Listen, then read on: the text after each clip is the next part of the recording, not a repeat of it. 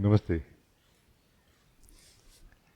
I wish all of you a very wonderful time on this occasion of first day of the year.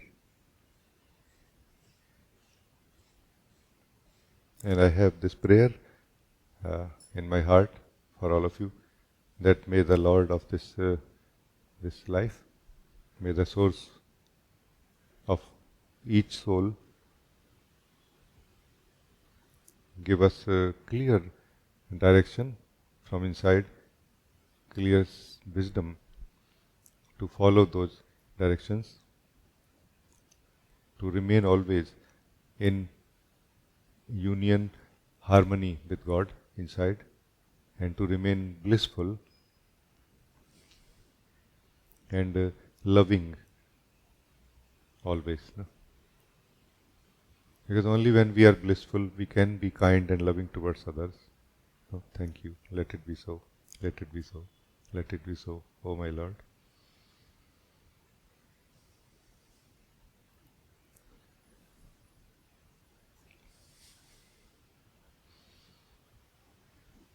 So I feel it's a new year day, no, first day of the year, New Year day, and it will. I'm always very excited and inspired to explore the what is new, what is old, like this. Feel free, everybody. What you feel like exploring, no? Or anything else.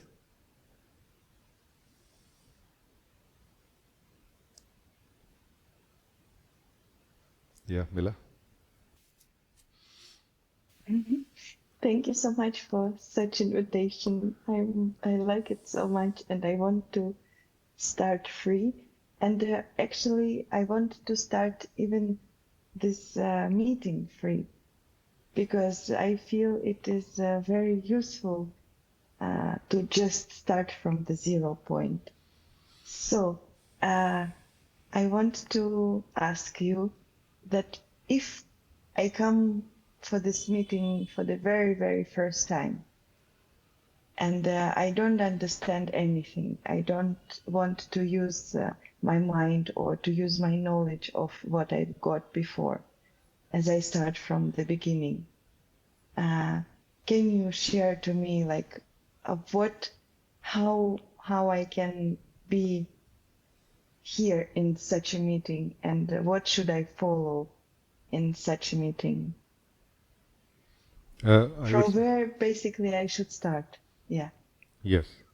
Uh, I would say that for such a meeting, you need a little bit stillness or stability of your being to listen and to connect to what is being shared. So for that, focus on your breath. Come out of mind into your heart first. I have shared a particular practice. I call it heart breathing. Just few breath, not really some kind of difficult process. Just using breath to come back out of mind into our heart. Mind being that engagement with thoughts about everything else. So we want to be free from the engagement with our thoughts right now, meaning we don't want to think about anything else right now, but it is a habit that we will continue. To break out of that habit, to come to the truth of who we are, or to come to the more stable ground of our heart. Heart is not a center for us, it is more of a reference point.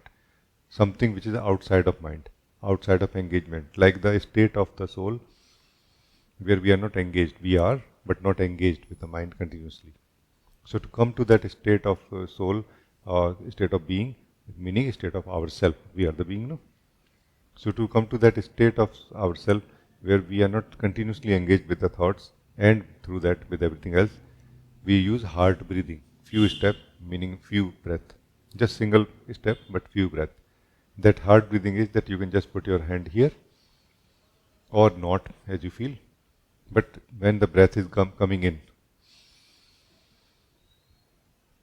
you come in the heart, in that place where your heart is. No need to think about it. You just allow yourself to feel it. You will come to the right place, not necessarily where your hand is. Okay. Basically, come in. It's not about where to come in, but just come in, meaning come out of that mind, come inside yourself.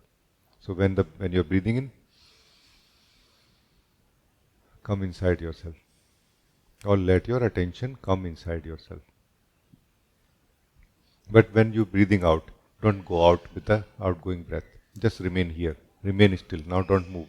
So after breathing in, when you have come in the heart, now don't move until the breath goes out. So you witness, you see your breath going out, but you don't move now. Next breath, come in the heart again. And it is not logical thing, it's an experiential thing. So you already have come in the heart and your mind will say that, how can I come back in the heart again? No, you can. Because there's a lot of you in the form of your attention. There's a lot of you still left in the mind in the form of your engagement with the thoughts. This remaining you has to come back. So with the incoming breath, come in the heart again. More of you. And as the breath is returning, become still. Don't move now. Let the breath go out by itself. You don't have to push the breath out of yourself. This is a simple thing. It may seem like some kind of special spiritual practice. It is in one sense, but it's just for simple thing, that is to bring you in yourself, to bring you here where you are, so that you can connect to what is being shared in this moment. You will be able to understand so much more easily. And from this heart, which is where we are, from the outside of mind, you will actually look at what is being shared from your fresh wisdom, fresh eyes. You will have a fresh look at what is being shared, not from the learnt, spiritual outlook. You will yourself examine what is being shared. Is it true or not?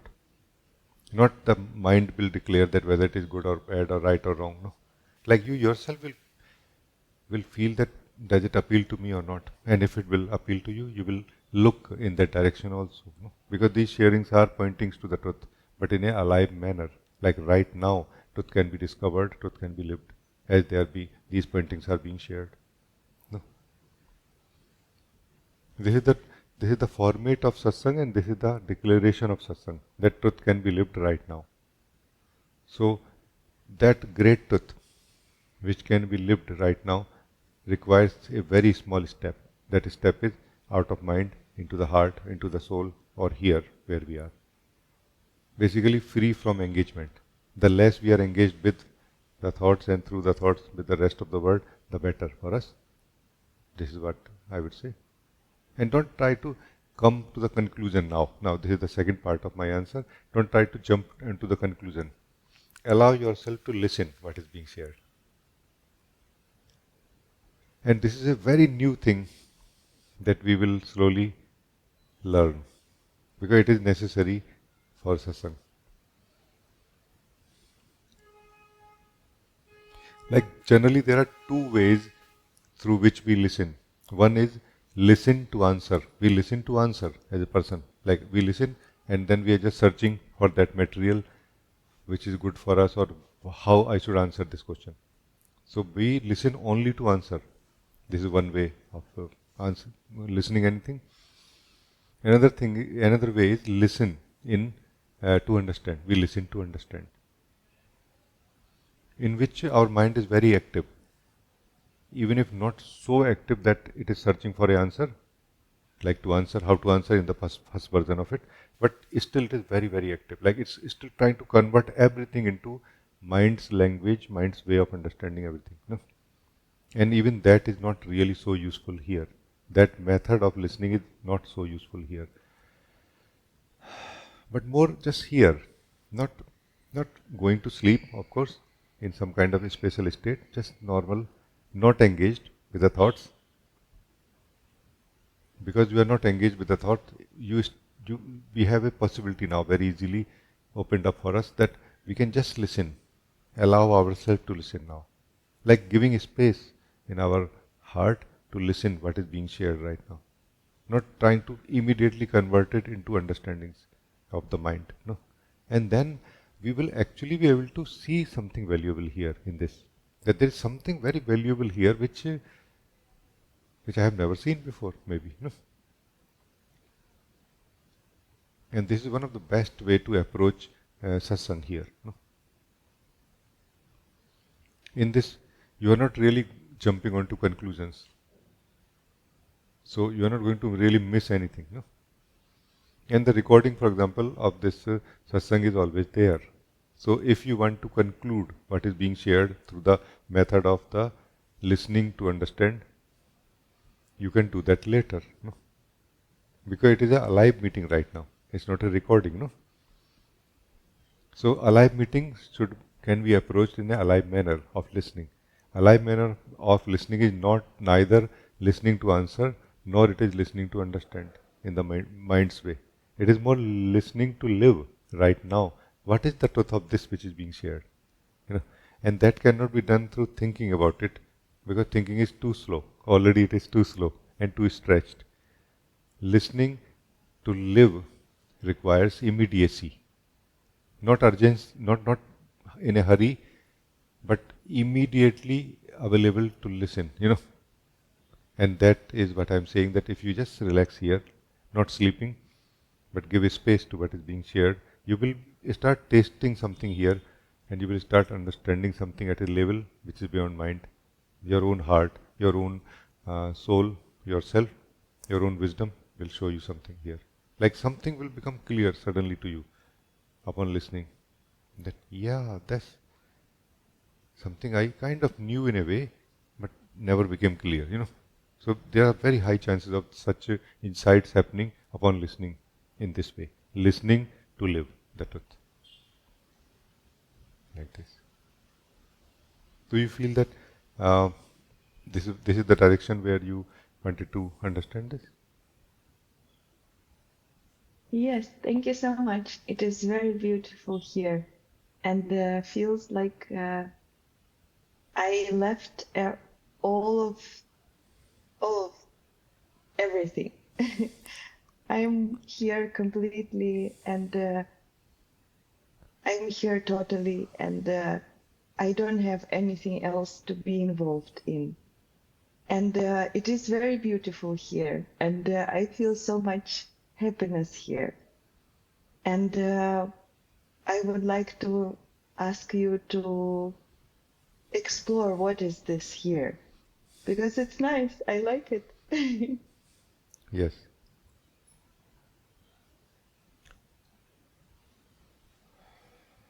So from what is this? What is this here? We can say what is this here and now, right? What is this now? Yes. So what is this here and now? Let's call it like this. From the point of view of the mind, from the mind, like if we look at it from the mind, it is something which is not following the usual flow of life, where there is a past, there is a present, and there is a future, where things are happening and disappearing. It is something different than that, right? Yes, it is Yes, something different. very different and very new. Yes. Yeah. But as we stay here, like as you are here right now, let us stay here and let us live here, live this here and now, and then a different understanding of it will emerge out of experiencing it directly. And I want to hear from you what, how it is understood by you when you are living it. So let's just live it here. Not, it's not a guided meditation in one sense, and it could be in another sense. It's more of a guiding and a dialogue, a interaction and a exploration.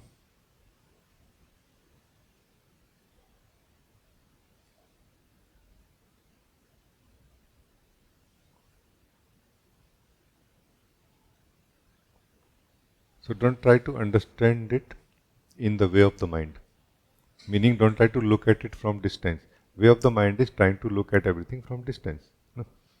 This is the way of the thought. Don't look at it from the distance. Embrace it and live it right now. And this embracing and living it living this here and now, will will show us something about it, what exactly it is. No?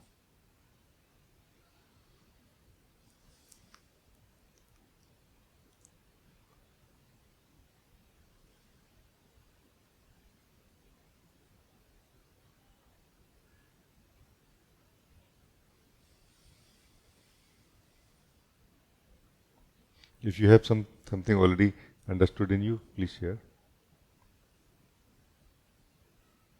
Yes, but this is a very different understanding. I don't know how to call this, but it is different. And it feels that it is such a harmony here, such a beauty here. It's really very beautiful, but it is very different beauty as I've never seen it before. And it feels, how to say, empty and fully at the same time. I don't know how to truly say this, but it is like this. Very beautiful, very, And very beautiful. as it is my most happiest moment. Yes, I'm very, very happy. Thank you. So it's very, very good, good approach. Like you are really living it, no? Because I am also living it, and I'm able to uh, sense and feel truth in your expression. That yes, it's very harmonious here.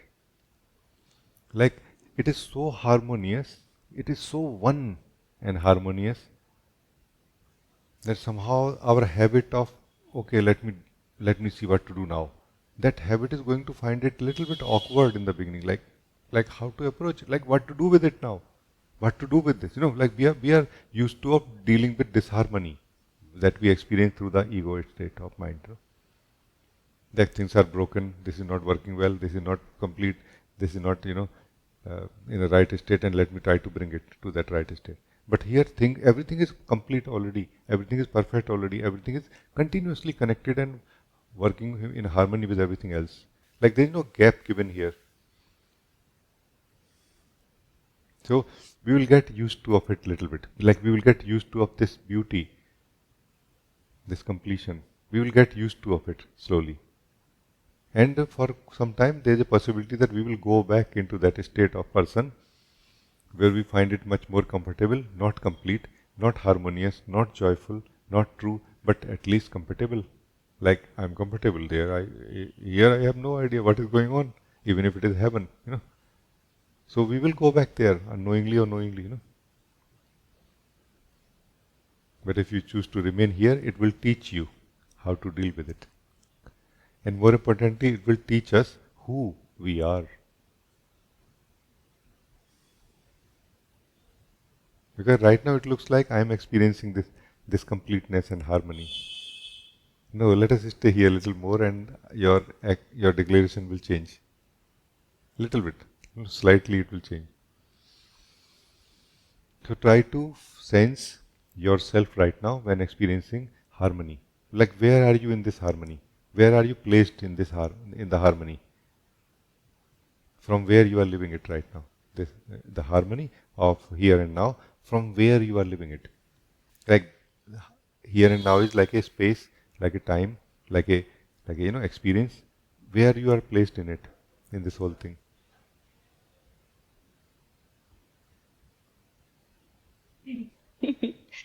uh, I feel that there is no particular place here.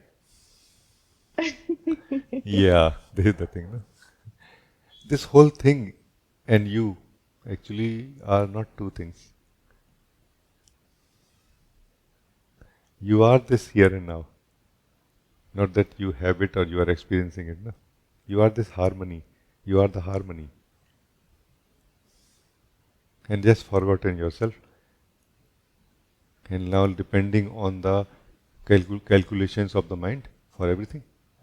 Not that calculations of the mind are useless, but they just have a limited scope when it comes to truth of life. No? They have a limited scope, limited to the practical life. Like the calculations of the mind are useful for how to do things. not even what to do. And what we are talking about right now is about why to do anything. The why is here in the harmony, in the oneness of your being. You know why you are doing anything or why you want to. Not that you know like an explanation, but more you feel clearly, yes, I want to do this, and you will do it. No, not anything and everything, but more remaining as the harmony and letting life flow from here. No, this is the point. Because who would like to go out of it? Because it is so joyful, so burdenless, so free from effort. Like everything that we were searching for is found here. Everything that we were searching for is found here. Who would like to go out of it? But let's say when we are too much used to of living in the small cities, like big cities, which are too small, like narrow streets and everything, then we come to the mountain and enjoy there 1 week, and afterward we kind of start feeling homesick. You see, like it's kind of too open, it's too pure. Like we are not trained to do anything. Our mind and body is not trained to do anything here, and we just feel I don't know what to do here. Then there is a possibility that we will go back. And then we will visit next year again, maybe, or next month, or next week, no? You see? So it is a possibility that this is that mountain, this is that nature, this is that freedom, this is that purity of the soul, of the truth, that we may find it too much in the beginning. And then we will go back there, where we find life to be more familiar, more fitting to our abilities. Like I know what to do here.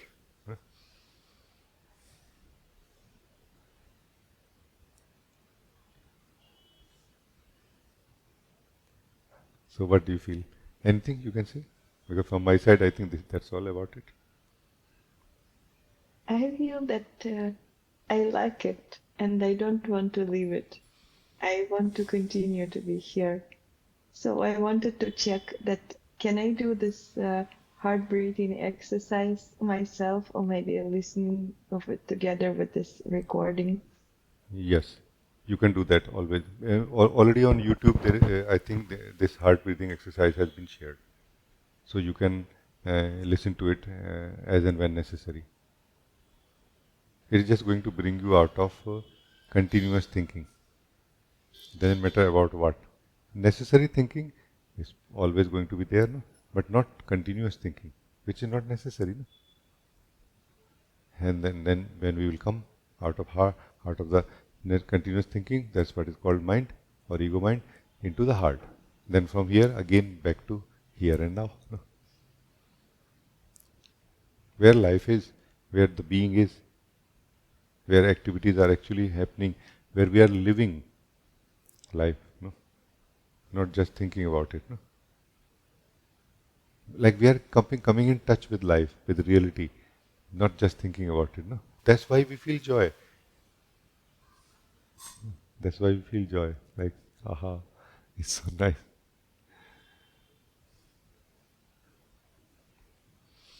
The reality begins from our heart. When we come into the heart, that's the beginning point of the reality.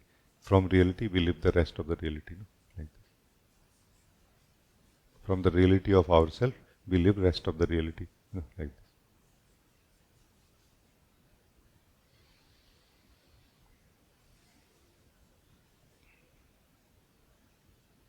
So I think it's very good. Thank you. Thank you so much, and thank you for this beautiful gift which you just gifted to me. Thank you. Thank you. Thank you. Happy New Year to you. Thank you. Happy New Year. Now your year will be new. No? Our year has to be made new. It is not given new. No? It is just given. Can we continue with the old way or we make it new? No? That we decide. No? So this your year going to be new now, no? Because you have decided on day one. Day one. How wonderful.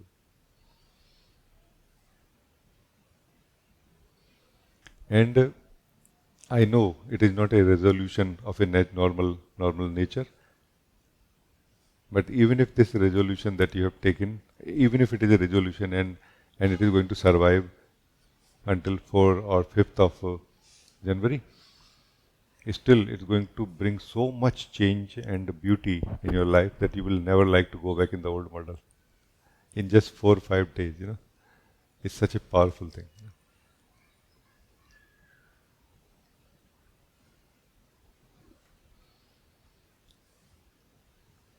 Like, there is nothing more powerful to be free from any form of ugliness than to live the beauty and to know how to continuously live the beauty. No? There is nothing more powerful to be free from all type of sufferings or attachment to suffering than to live the joy, the bliss of our own soul. No? Then we will never like to go there, and we will have a way how to not go there also. Like continue living the bliss. No? Not fighting with the negative, just living the positive. No? Like this. Thank you, beloved. God bless you.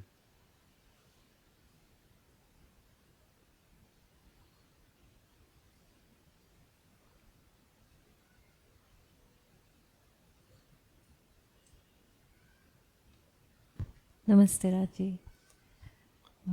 First of all, thank you so much for this powerful start of the year with a powerful reminder.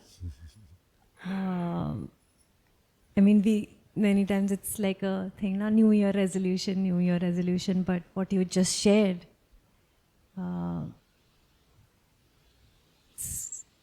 simple but so powerful. Thank you. Thank you. So thank you for this reminder and always not giving up on us and constantly so joyfully guiding us to do this. So thank you so much. And also do want to share that I feel such a strong connection with you and everybody in the Sangha. The first two questions Miriam and Mila asked, I'm like, I had the same questions.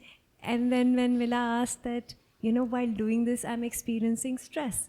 And then you share, it's okay. You take a flight, it's stressful, but you have to. I just feel it's such a connection that how come what I am thinking, somebody's asking. And Rajee is already sharing without my even asking. So it is it's magic only. And it talks about that one so connected, it's so powerful to experience that also. And also do want to share that when you say life takes care of life, like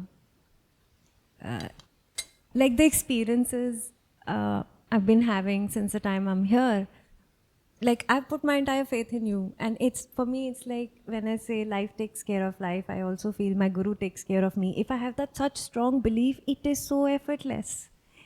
It is so effortless, and I've been experiencing things which are like my mind put aside, and things are so simple, so easy.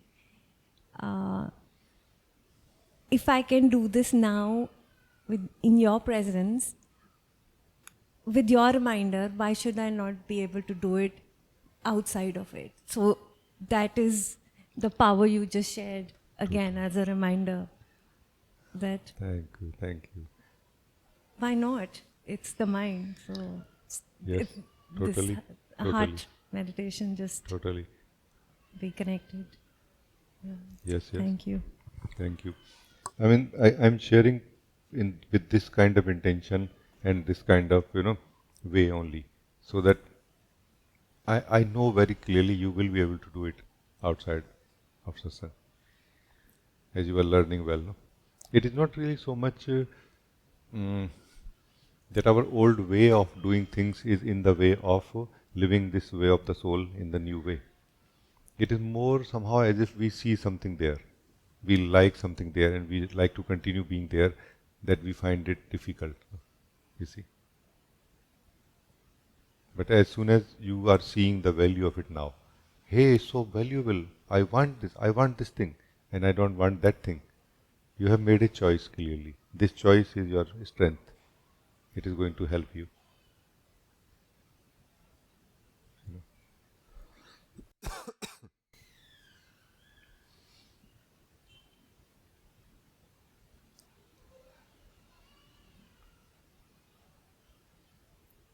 You will so simply able to practice. Because what we practice in spiritual environment, no, spirituality, what we practice is something that you need to practice, not your mind. Mostly things that we learned, what we call how to do something, basically we let our body mind learn how to do something. But in what we learn in spirituality cannot be done that way. Our mind cannot learn it. And even if our mind can learn it, it is not going to be useful. Because the practices in the spirituality are for being free from that very model where we are kind of unaware of who we are and letting the body mind do everything for us. No, no, we are trying to break out of that model where we realize that I am actually. We let the body mind do the practical life things, but the spiritual practices we don't let the body mind do it, we do it ourselves. And as you are learning it yourself, you will be able to do it yourself outside of satsang also actually. This is the whole point. What Mila was saying in the beginning, that like how to start. So this is how we can start not only just when you are first time here in satsang with me, but also every time actually can be first time. Like you can treat every day, every meeting as a first day in one sense, in terms of coming out of mind into the heart and starting from here. Then now you are going to listen. What is this practice? Now you are going to decide whether it is for you or not. Now you are going to learn how to do it also. How you will forget now. Your mind can be full of thoughts, but still you will not forget how to do it, no? Or why to do it. What is the value of it? No? It's just really about it, how deeply you have seen, understood and practiced it right now, which clearly you have done. No? That's why you are excited that yes, I'm sure I will do it.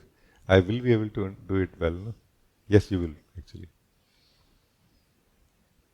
Because spiritual practices are the most simple things for the soul that we are, and they are almost impossible or actually impossible for the mind. That's why we feel it is difficult for me to do. I don't know how to do it. The mind will never know how to do it. And the soul very quickly can learn to do it and can continue doing it after that. No?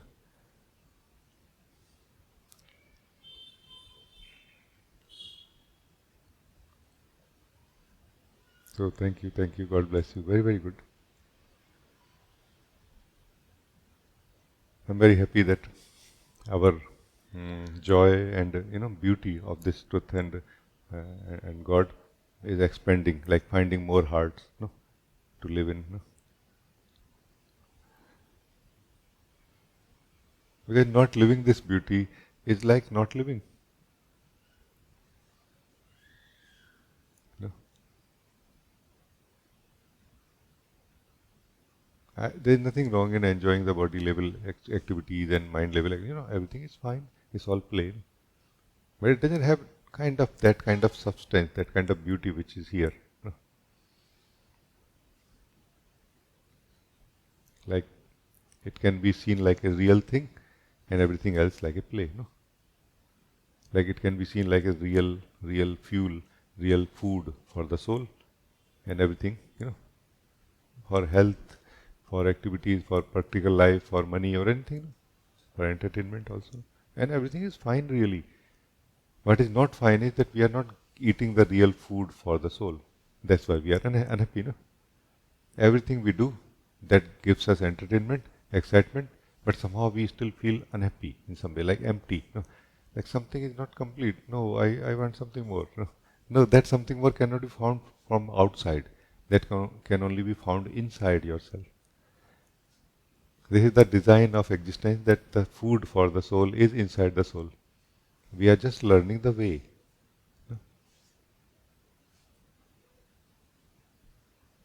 So this is very, very good. Thank you. Thank you.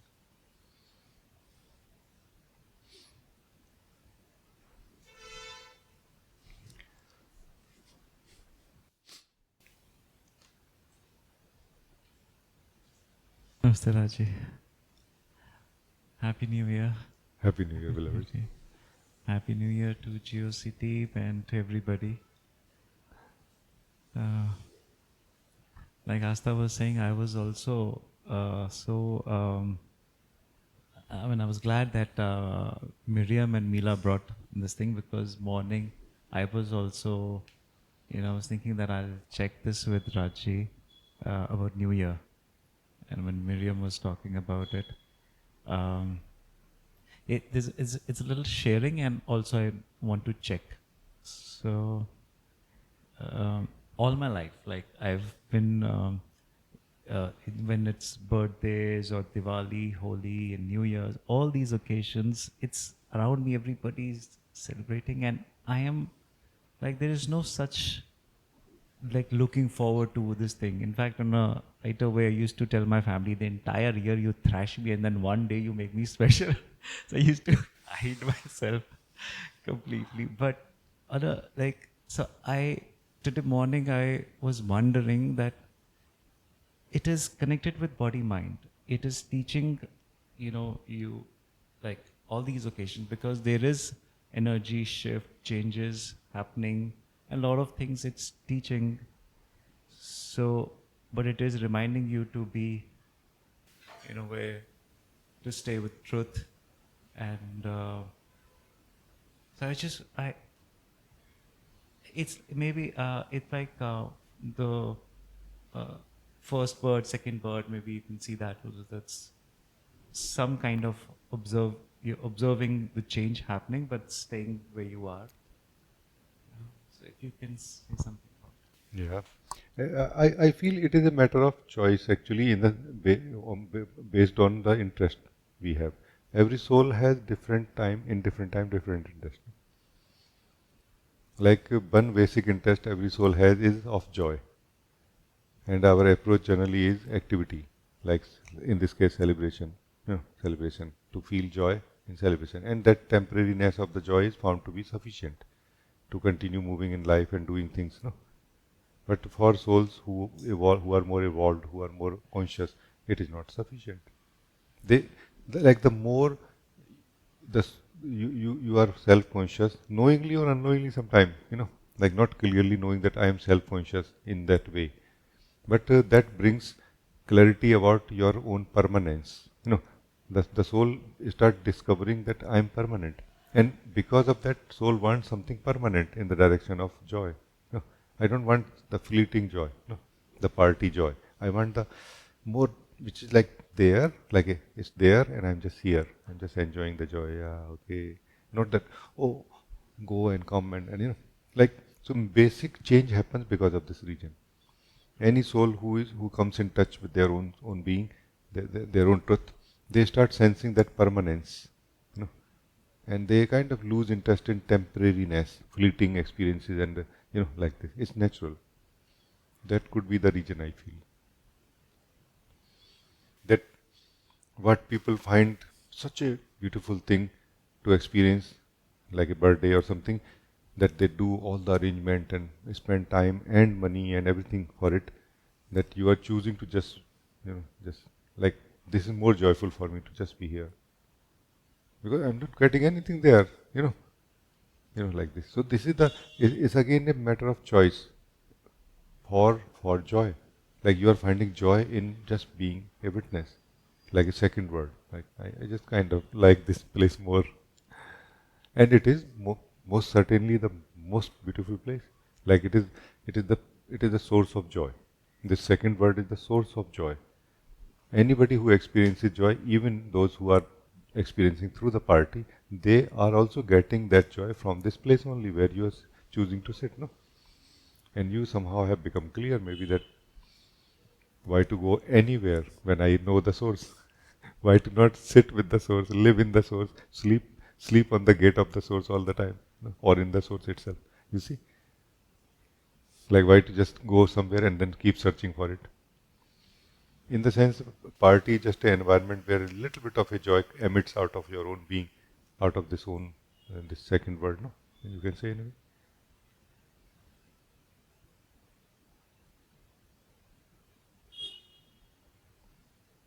It makes total sense to me, actually. That's what defines in a way our interest of life, in life also. What we like, what we don't like.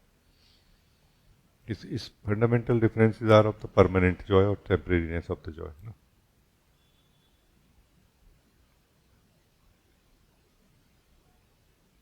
It's very, very good.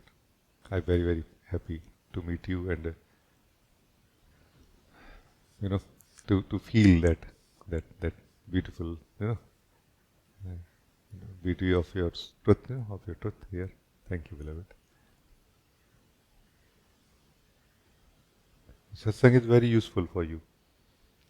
Satsang is very useful for you because satsang supports every soul in every possible way. In that environment, this is that environment where you will find yourself to be more naturally able to sit in your being and appreciate your being. It's about appreciation.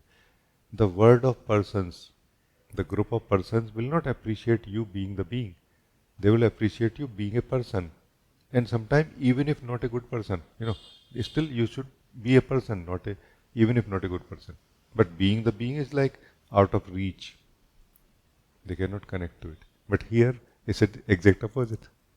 Now here, being the person will be a difficult thing. You will not be able to connect, meaning anybody else will not be able to connect.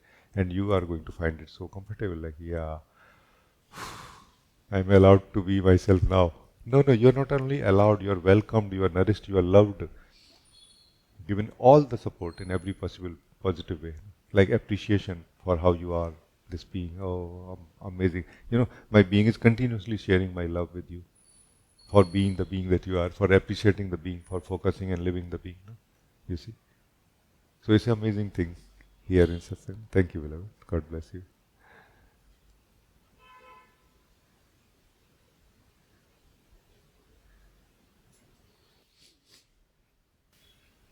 I'm very happy that we are talking about both type of things. This also, which is very direct, and that also, like where to begin, how to get out of mind also.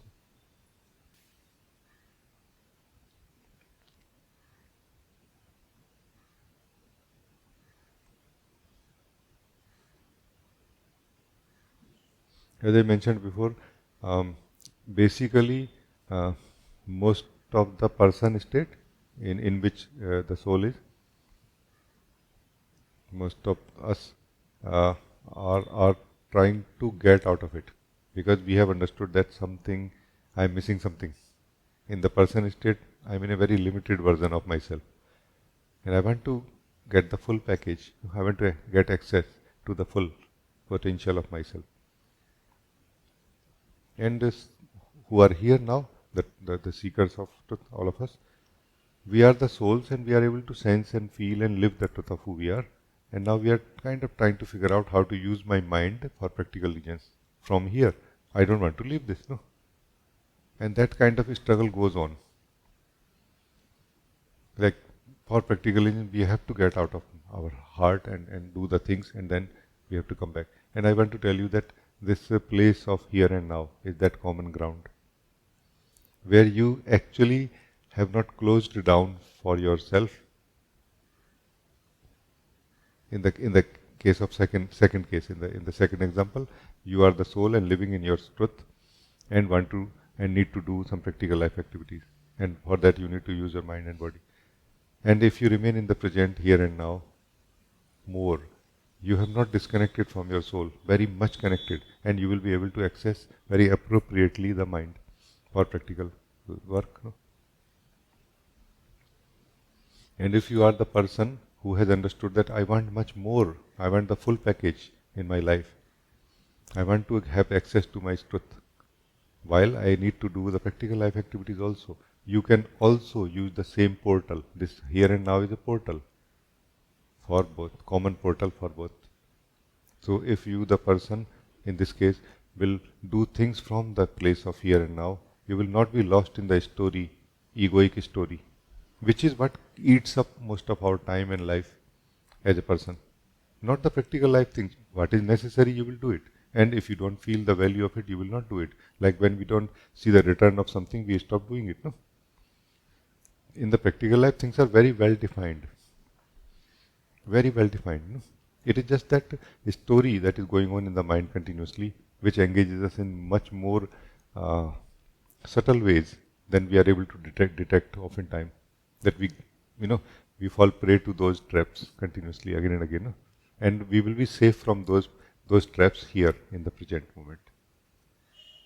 This present here and now, it clearly shows us the practicality of life, the right, relative value for everything. But we are not emotionally affected. We are not affected by the egoic emotions here. We remain safe from them. So this is that ground here and now for both. You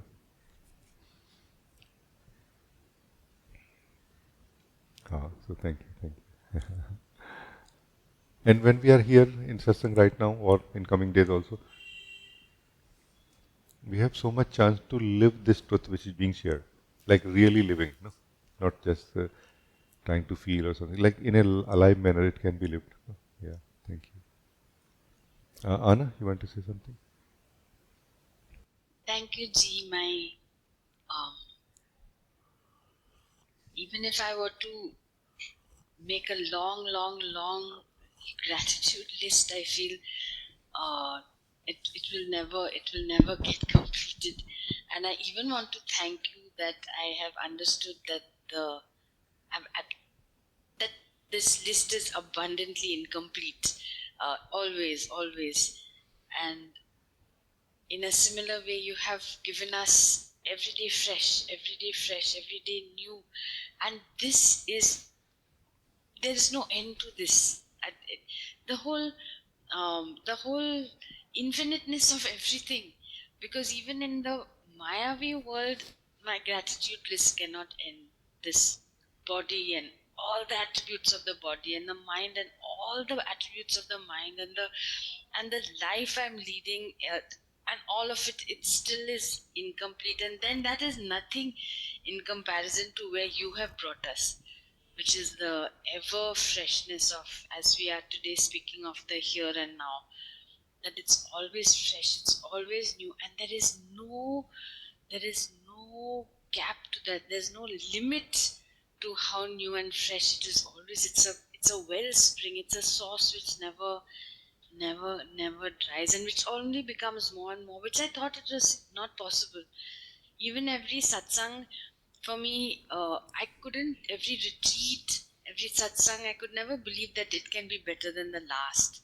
In the beginning, when I used to come with my closed self, I used to feel that it's a repetition, it's the same thing, and still I would come and it would be uncomfortable sitting, and something had to break open, and once it broke open, then only I could, then this freshness is always here, and how can one even thank for such a gift, such so many gifts, such overflowing gifts. Thank you, Ji. Thank you. Very beautiful that you are continuously benefited.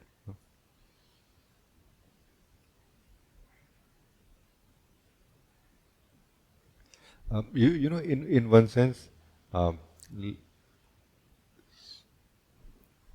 what is what is talking to a, let's say, speaker, is what is expressing to the soul,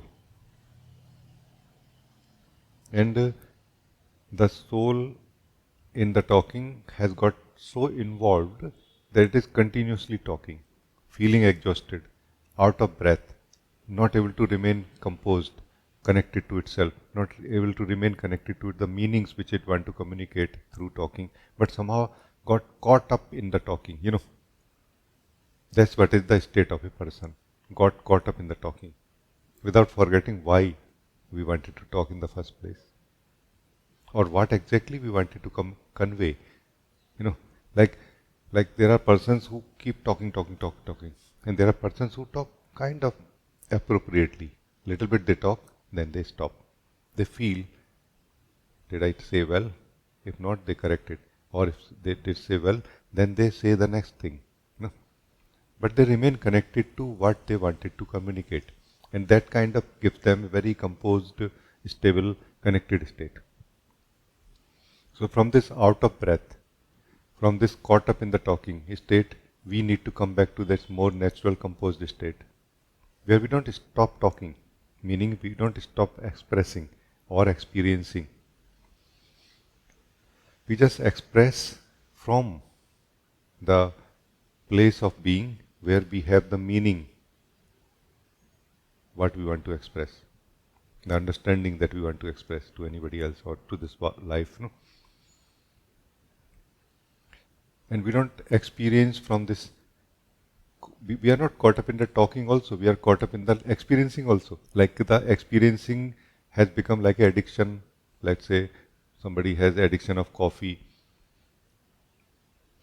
then we touch the peak when we have coffee, then it crashes, then we need another coffee to balance it out, and we are just caught up in the experiencing in an addictive manner. And that also we can break and start experiencing life from the being who actually want to experience, but not in an unhealthy addictive manner. So the personal experiencing is addictive experiencing. It's not really existential way of experiencing.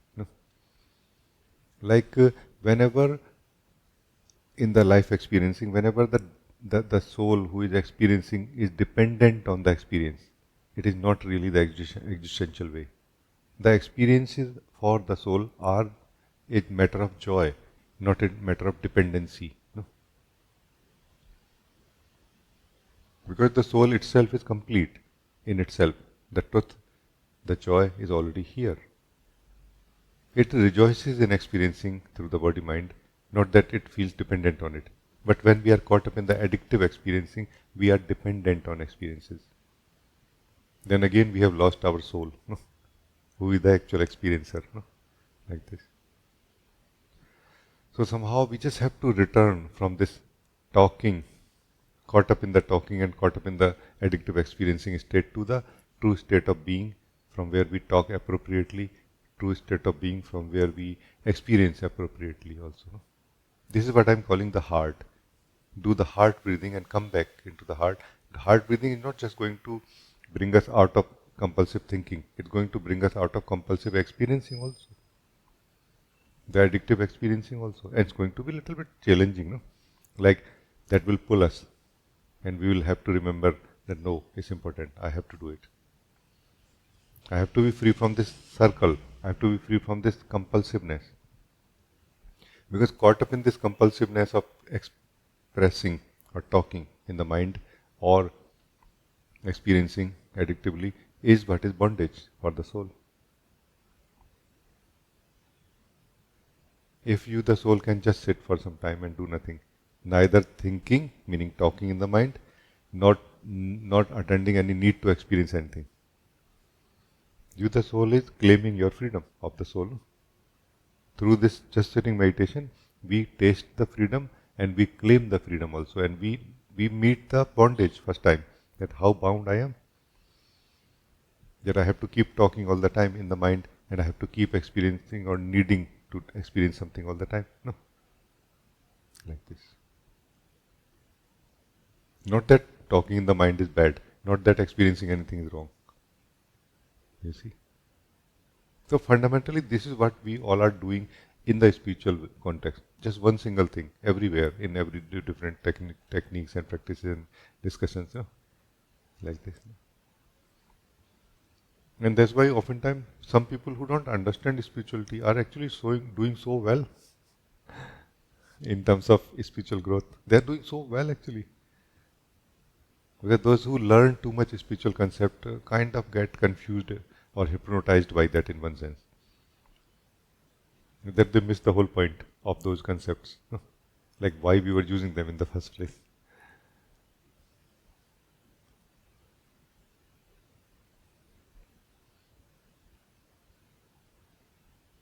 Yes, G, I think I have been struggling with this addiction, especially more and increasingly in the recent past.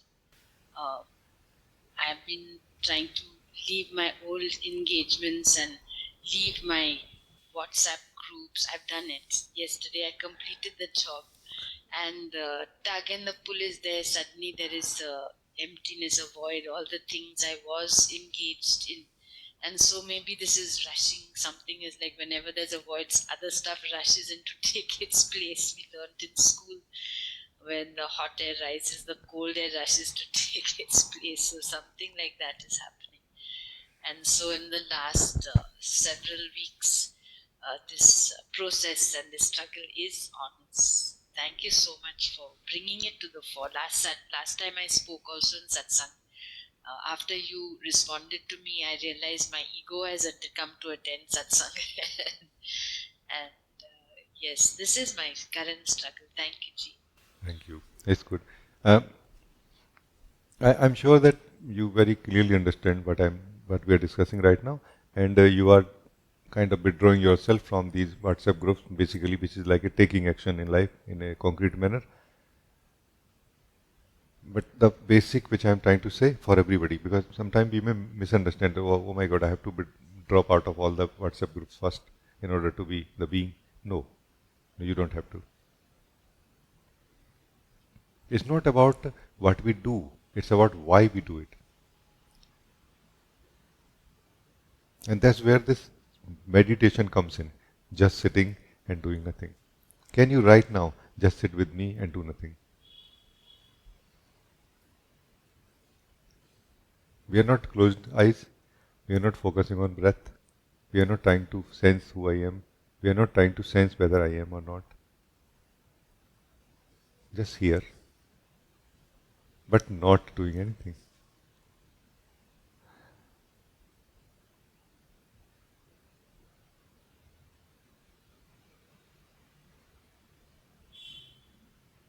You, the soul, is claiming your freedom. You, the soul, is claiming your truth like this here. And also, it is going to highlight our addiction. So, it's about noticing, being aware of the addiction to experiencing, being aware of attachment to thinking, continuous thinking, and then noticing and taking a call that I want to be free from it. It's not about anything else.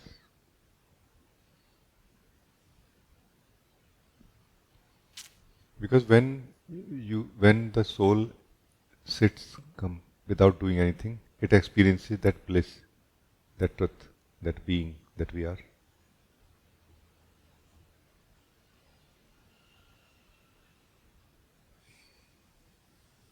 That completion that we are. We are the completion. We don't need to find a completion of our thought processes or experiences. We don't need closure there. We already have completion here. We need to live it. And as we live it, we feel very happy. When we feel happy, we like to express. We like to express. This is what is celebration. Expressing out of joy. This is what is celebration. It could be just saying something to somebody, hey, good morning, how are you? Happy New Year. Like we did today also. Or just walking and saying, hey, how are you doing? I'm doing fine. It is as simple as this. It is celebration. Or experiencing something out of joy. And it is so divine actually to experience something out of joy. Now, both the things exist. That permanent experience of who we are and the experience produced in the body-mind. Both are present now. And they are such a beautiful combination and a contrast for each other. They are not dismissing or covering, overlapping each other in any way. And this is the right model of the soul to express and to experience.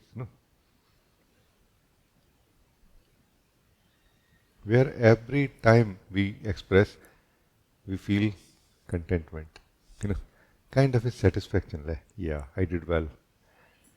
And when we experience from the place of soul, every time we feel contentment.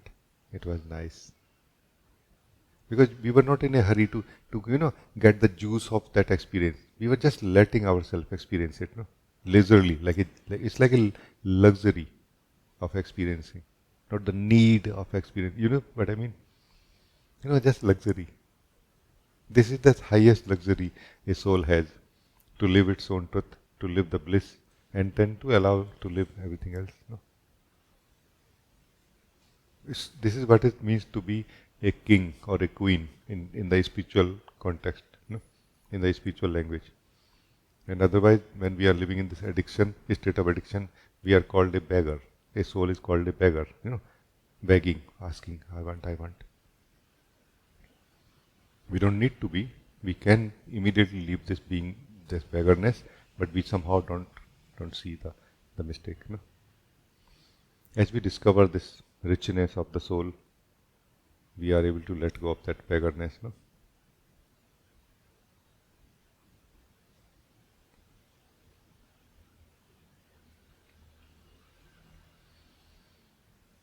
So it's very good. Thank you. God bless you. Thank you so much. Thank you very much. It's exactly what I needed to hear. Thank you. God bless you. It's very, very good.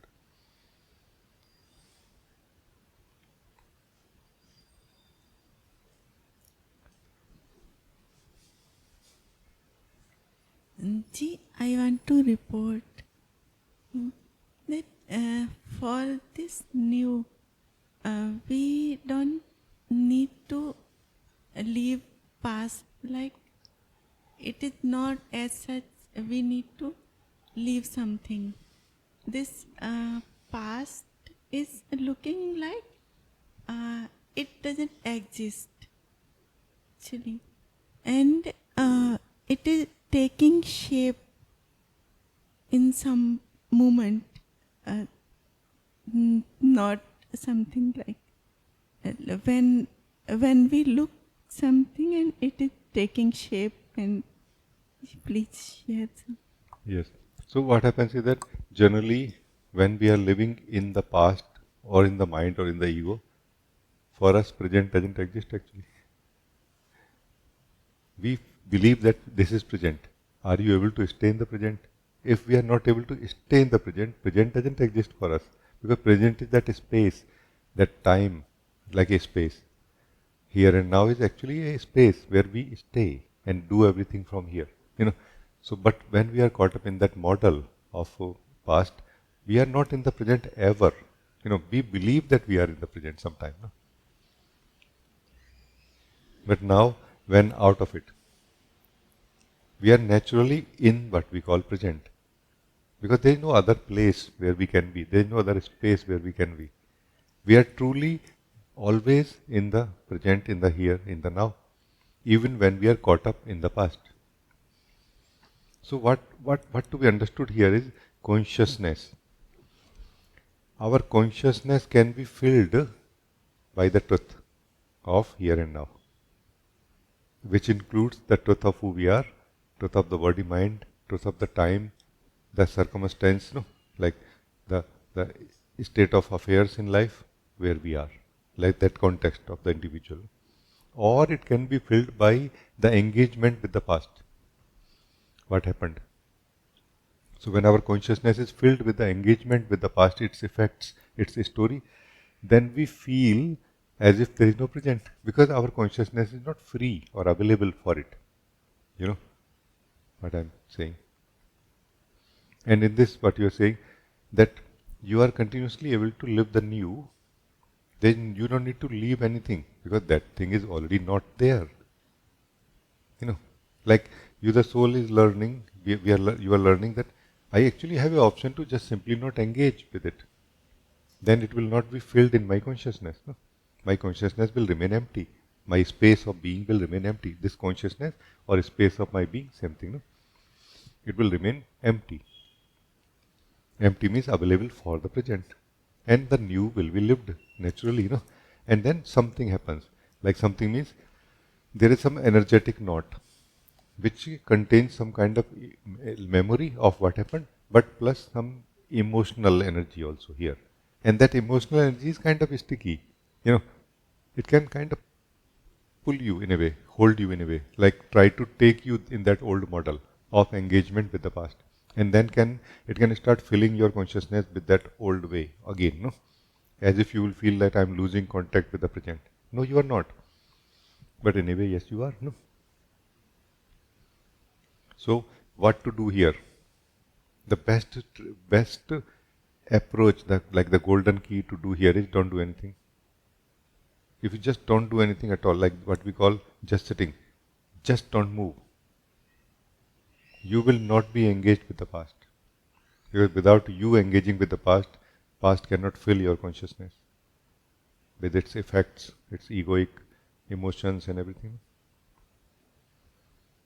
But the present is still, the new still will fill your consciousness without your effort. Because this is what is the way of life. It is trying to fill our consciousness with the new continuously. But our old way of looking at life or our engagement with the past is not giving any space for the new. No? So we need to give a space for the new by not filling our consciousness with the old. No? You see the point? So you will feel sometime, oh my God, again I'm getting caught up in that old. Just don't do anything. This is the time to kind of, play dead. I'm dead.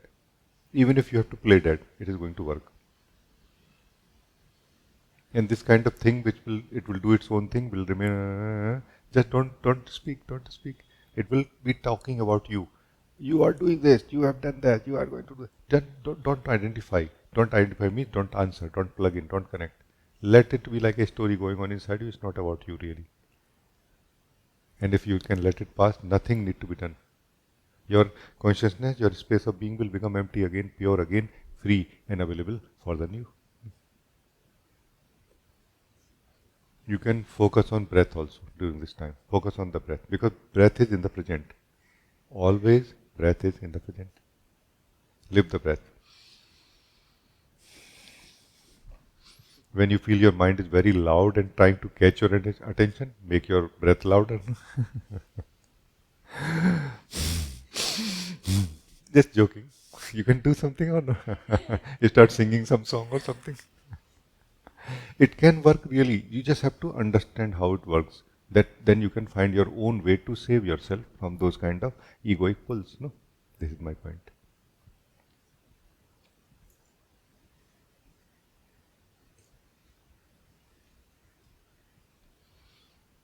Thank you so much for so golden keys.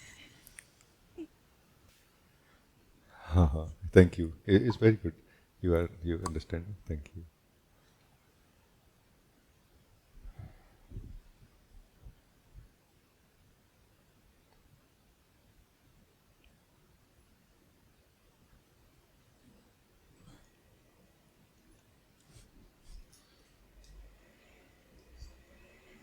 Namaste, and I just heard this. I was so lost in this lovely satsang today. We are actually. It's amazing space of being here. It's still here. So actually, before we started officially this satsang, there was a very nice term which Uma used, happy new now. And because happy now here has become very common. Like, oh, happy now here. It's like, and I was like, oh wow, it's now or never. Like now is gone. So, and coincidentally, we are talking about this lovely heart breathing again and again. Getting caught up in stories, coming back to the heart, breathing. So everything is so beautiful, and it gels so well today. Like for me, it's very nice. And I would like to continue this talk with opening of the heart. Like enjoying the vastness of this beautiful world. I really want to enjoy. Like I don't want to get caught up in this and that. These are very, what to say, bekar hai sab. It's like it's useless. So and this world is so beautiful. I have been enjoying the ocean and the 6 elements. I always say the 6 elements in Goa. So I am totally immersed in these 6 elements. And I want to continue that without Goa also. Like, enjoying the vastness and accepting everything that, that hari ichha, chalo, theek hai, jaane do, hari ichha. So can you please say that something on opening of the heart, please? Thank you. Yeah. Um, I'm going to share more not in that kind of language where we call heart a chakra or like this, but more the center from where we live life. No? We need to understand what is closedness of the heart. Closedness of the heart basically is the unavailability of the soul for the present, for the vastness, for the beauty. Like soul is not available for the vastness, for the beauty. Why soul is not available? Where is soul that time? What the soul is doing? You know, that time soul is continuously busy in something called my life, my story, my problems. So basically soul has defined very strictly itself based on what is going on in my life, what are my relations, and that defines who I am. Soul has completely forgotten its truth. Soul itself is, by the way, the vastness. Like soul can experience vastness in two ways. One out in the world, one in into the supreme. No? Both the direction there is vastness. Vastness of manifested and the infiniteness of the unmanifested inside the soul. No? But soul is caught up in something called mind, which is mainly based on how we have defined ourselves. It does not mean that practical life activities don't need to be done or should not be done. It's about we are defining our happiness, unhappiness, truth, identity based on what we are doing. You see?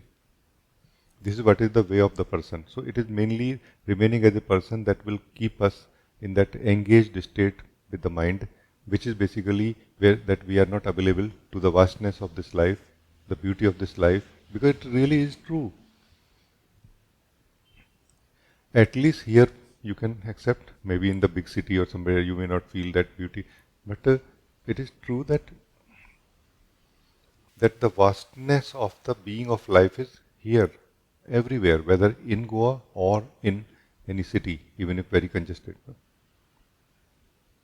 And that can be lived actually from the free state of the soul.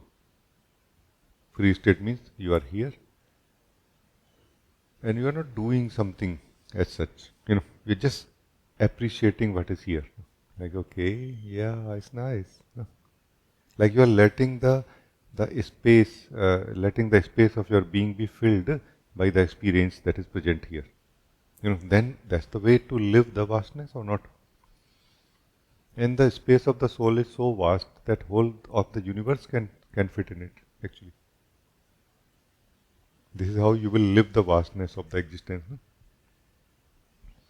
So closed heart basically is not really there is a heart which is closed. It is the soul which is closed for vastness, for experiences, for anything, for truth. It is the soul which need to open. Open means available. It need to become available for. In Hindi we have a very beautiful word for enlightenment. बुद्धत्व को उपलब्ध हो जाना. To become available for enlightenment. So how somebody gets enlightened? The one who becomes available for enlightenment becomes enlightened. In the similar way, the one who becomes available for the vastness can experience vastness. No? So we cannot invade, we cannot hold on to, if you hold, the vastness is gone, it becomes narrowness. You need to keep the vastness as vast as it is. Don't touch it, don't change it, don't do anything, just remain here and feel it. This is the way to experience the vastness. As a person, we are trying to invade, trying to capture, if we cannot capture, we try to take a photo, video. But we never live it. Like we are always living it with conditions that I want to impose something on it and then live it.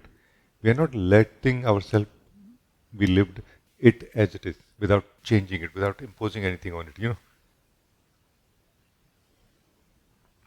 This is the thing. That's why those who are free beings only can live the life. They're just sitting anywhere and living the whole thing, left, right, up, in front, behind, like that. Because it is the being which lives, not the eyes, not the senses. No? It is your presence in the body that lives. No? And it knows very well how to live the vastness. No? Or the narrowness or the microness level also of anything. No?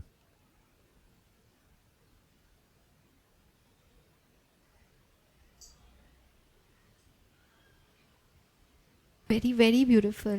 Very beautiful. I mean, it's a very good start for me for this lovely new year.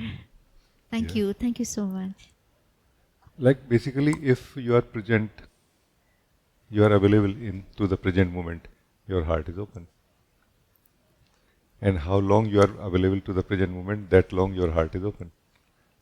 And if it is at your will, then we can say your heart is really open now, fully open now, meaning you can decide any time now. If sometime, then yours only sometime your heart is open. Heart open means being open, soul available for this moment, for truth. Because this is the thing we were talking. I asked Mila that where are you placed in this right now, in this here and now, in this nowness? No, you won't be able to find a place. You'll feel I'm more like I am this thing, which I'm experiencing, this vastness. I am this vastness. So when you say that I'm able to live the vastness, basically you are saying that I'm able to actually be very, very present here now, very in the sense of not absent at all. Then what I experience is a small thing called a beach or something. People come and go. They come every year. They don't get much, but you are getting so much. Because you are living the vastness of the nowness, which contains many things. You see the point? Those who live the vastness of nowness can enjoy even small things so much more without really going to a destination. You know, that's what you will experience when you will go back to a small, let's say, to a congested city. You will still continue experiencing this vastness of nowness. You know, this is the thing. Thank you.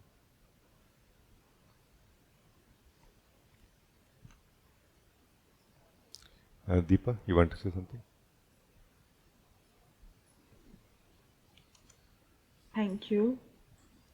Wish you a new happy year. Thank you, thank you. Same to you. Thank you. So, the satsang is very beautiful, and taking a few things from here and there from the satsang. In the last Saturday satsang, you were talking about the concept of emptying the cup, and today you are talking about here and now. So, as per my understanding, the cup is a place where here and now lives. And the more you have, all the clinginess to the old situations or worrying about the future, is where the cup is indulged in itself, and here and now cannot live in itself. But once have an awakening, the cup lid is open and the vastness comes in. Is it Yes, how, like, is the yes, yes. concept right? Yes, yes. In a way, it is. May not be literally exactly like this, but what it is that the cup is continuously busy in a model where it is continuously focusing on how to clean the old, how to remove the old. And like this, it is actually remaining engaged with the old only and not available for the new ever. And in this way, actually, it is kind of rejecting the space of the vastness. Only when the cup decides that I don't want to be engaged in this old way and I really want to invite the vastness. Now, does the vastness clean the cup or the cup itself cleans the cup? Its desire to be to host the vastness cleans the cup. We don't need to really decide about these things so much. But it does happen that the cup is cleaned. Cup is cleaned actually. It's just so automated in a existential way it happens. Very organically it happens. Like you notice so much less that you did cleaning, but you notice so much more that it is cleaned now. Like, what is happening? Why I'm feeling so clean and empty and pure and very beautifully blissful, like available for the vastness. So I feel this is the first step towards reality, welcoming the vastness. No? And only when the cup is clean up to some degree, not the clean of the energies or thoughts or anything, but clean of the engagement with it. That the cup start sensing that actually I am also the vastness, the purity, the spaciousness. No? That's why we are interested in the vastness, no? In the first place. And then things are very existential now. They have kind of they will become one now. The the the vastness outside and the vastness inside is going to very nicely dance together, correct together, fit very nicely. Will talk to each other or do what need to be done together, no? Like this.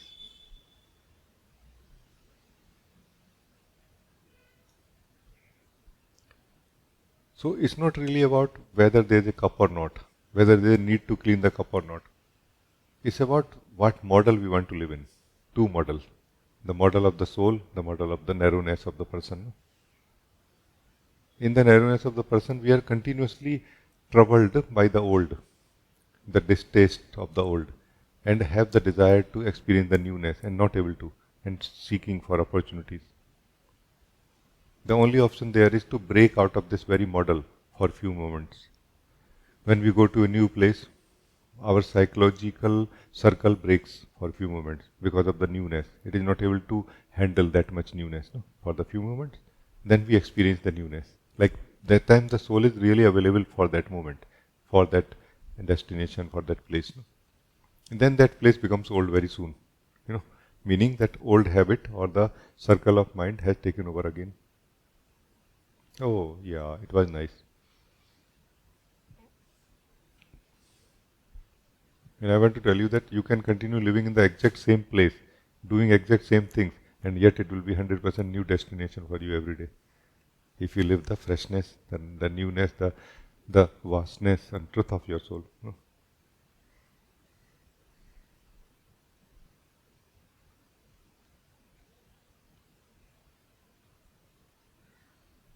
So it is very, very good, no? Thank you.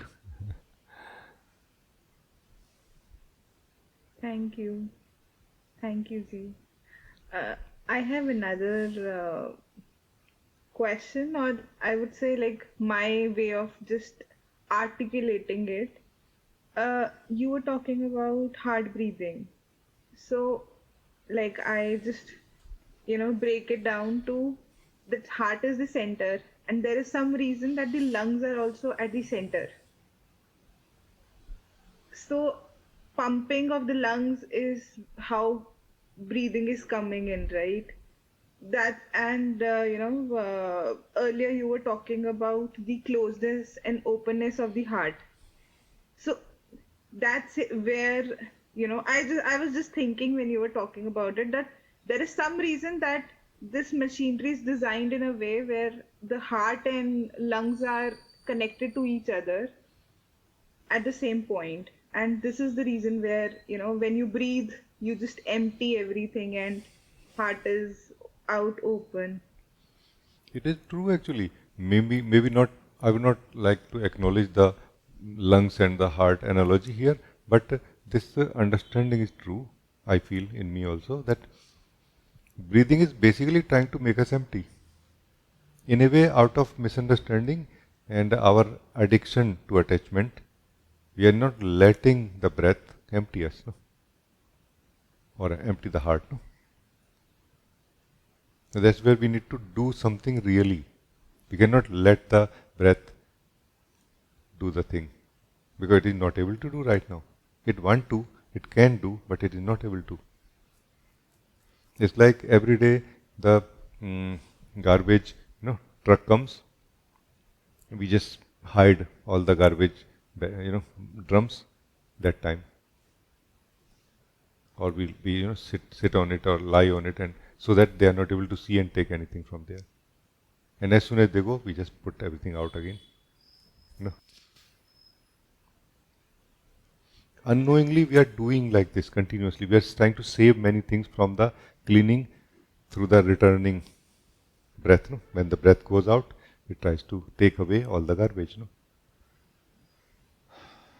That's why, have you not noticed that when you feel relieved from some heaviness, mental or emotional heaviness, we do like, isn't it true? It's an attempt to empty yourself. Like, okay, I don't need to hold that thing anymore. Let it go now, out of my system. No? So this whole sense of spaciousness of the being is what is the heart. Not there is a place, or you know what I mean. This whole thing is the heart, no? Like this.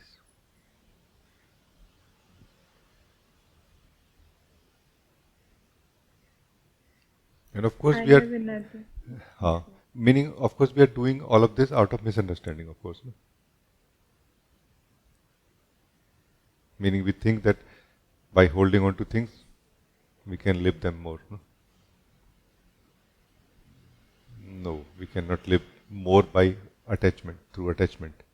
We can live through appropriateness only. No? Holding on to things appropriately, not attached to them. No? Holding them appropriately as necessary.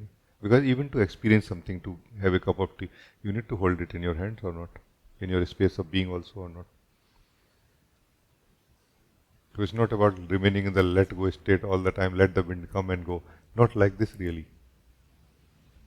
It's about just one single thing, that is sleep, unconsciousness about ourselves, or attachment. You know?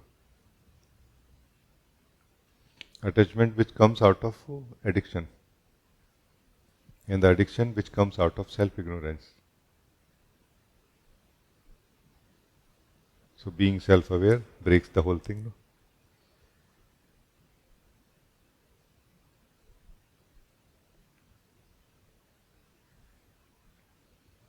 I think it's very good. No? Thank you. Yes, I have another question. I want to know more about that inner child. We say inner child. So it's like, is the inner child different from the child we were when we were as a kid? Because that also came with a limited conditioning, right? So, what is inner child exactly? I don't know really the full scope of this definition, which is used in different contexts. I can only share very limited understanding that I have about this concept, which is used in the therapy and like this. I feel the soul that we are is as if has not grown in a way, as if it has not met the reality, and because of that it is called a child, like it has not grown in a way. It is supposed to grow, by the way. It is not supposed to remain a child. But what most probably they are referring to, I'm not certain, but most probably what they are referring to is that soul which has stopped living, which is just pretending in the name of remaining as a person and fulfilling the duty of the person. No? And that, and we need to listen to that call of that soul which is crying that I want to live. Why I am doing everything since morning till night? Why should I? If I am not getting the taste of living, the joy of living, joy of being. No? So it's about listening to that, and this is what we do here in Satsang, by the way. We don't call it inner child. We just call it ourself, our being. No? So I have, as I said, very limited, exposure to this concept, so I cannot say much about it. But if you give me something other than directly linking it to this concept, I can share. So it's like we say that, become like a child again, the way you were as a child in your initial 5-6 years of life. But I feel that even that child was conditioned with so many things. And even in that time frame, the most traumas child has gathered were in that time frame because everything was raw. So I hope I'm able to, articulate it better this time. Let's see. Please go ahead. Let's see. Yeah. Let's become a child again may have its own place in spirituality for different regions. Mainly because we are continuously living through the manipulative attitude of mind and ego state. And like this, we are called not being innocent. And the innocence is connected to a child, and that's why when we are asked to return to the innocence or the purity of the soul or wisdom of the soul, we are referred to as a child, that become a child again. No? That is the region I feel. It's not really about being that child which we were. It is about being that pure soul that we are. Child or no child. No? You see the point? Again, this is my outlook, and if something else, like we get more detail, I may be able to say more about it in a different way. So the thing is that the soul does not have a age. The soul does not have a age. So the soul cannot be called a child or adult, young or old. No? This is the point. Our psychological maturity has an age. Our emotional maturity also has an age, but the soul itself, who is using it, does not have an age. And mostly we are keeping, like remaining limited to our psychological and emotional maturity and defining our maturity or age based on that. But in the spiritual context here, it is not true, or it is not accepted as true.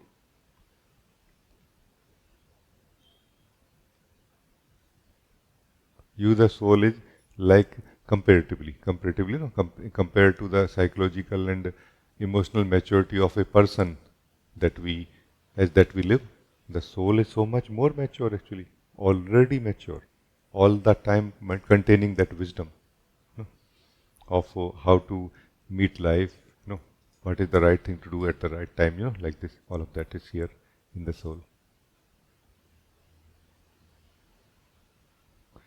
The psychological and emotional maturity is necessary for living as a person,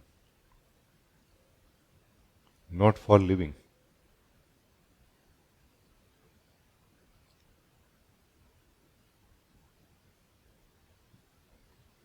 So, does it make you a child when you transcend the psychology and emotionality into the purity of your being? If you want to feel like this, it's okay. But it doesn't really make you a child. The soul is timeless. Soul never becomes a child or grows, no, in any way.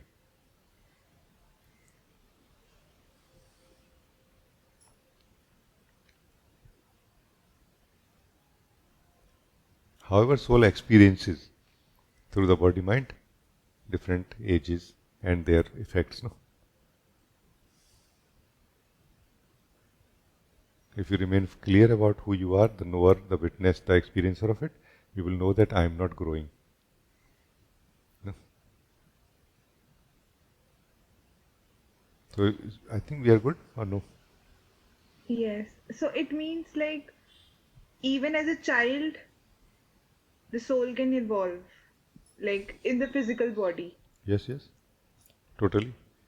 And the child doesn't need to have a lot of traumas in the current life to evolve itself, because once the soul is evolved anyways, they will experience all the past based concepts that we felt were reality of our life, right? Yeah, in a way. These are a kind of very connected things, and so trying to kind of define them in an isolated manner is kind of not really correct, I feel. No? It is, in theory, it is possible for a child to actually start knowing the truth of who we are. And many teachers are trying. They have tried also, by the way.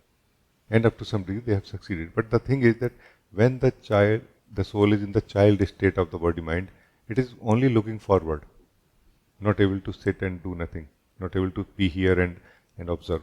It just want to run, go somewhere, because all the energies of the body mind, they are running, rushing somewhere to grow, to be pushed tomorrow, in the tomorrows. And that's where it is not the ideal state for discovering that I am the soul. No? So it is like a necessary evil in a way that is introduced to every one of us, that we will get into the conditioning and then we will realize that I am caught up, then we will try to be free from it. No?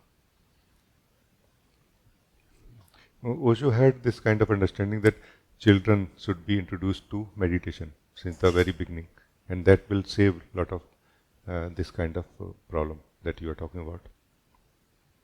Like they will get into the conditioning but remain kind of free from it up to some degree. You know? And that will help them in becoming very quickly free from the body, mind and ego state when the time comes. You know? So like sowing the seeds of freedom, of meditation, meditativeness, even when they are very young, no? Like this. Yes, this way it is possible, but generally, practically, it doesn't happen that way, that they can just realize the truth.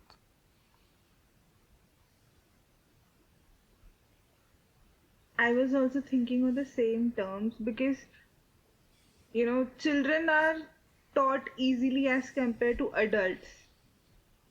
So It is true. it's like, it's very important that if there is right kind of, conditioning happening, then you can expect that the society can flourish in a, harmonious manner than where it is headed right now. Very, very So correct, actually. I also feel so. Yes, because it happens also that not maybe meditativeness, but when children are taught more freedom, more kind of relaxed state of approaching, they grow up very differently. They have much more respect for life, for other people. They are more kind, and they are not in a hurry to attack or to snatch or something. They are more taking and giving more easily and in a relaxed manner. No? Yes, it is true. So thank you. It's a very, very nice. Thank you. thank you.